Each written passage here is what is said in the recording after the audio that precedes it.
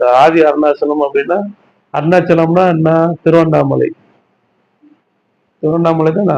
அதுதானே சொல்றோம். பிரம்மரந்திரம் அப்படிங்கிறோம். என்ன திருவண்ணாமலை அப்படிங்கிறோம் இல்லையா?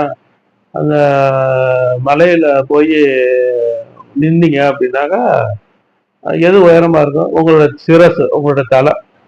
அப்படியே உங்களே சிதாகாசமா இருக்கக்கூடிய உங்களோட சிரசு தான் அந்த அண்ணாமலைன்னு சொல்லக்கூடிய அந்த மலை.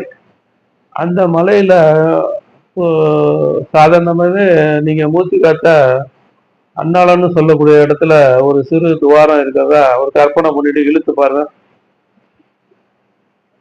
இழுத்து பாருங்க. உள்ளார போதா இல்லையா?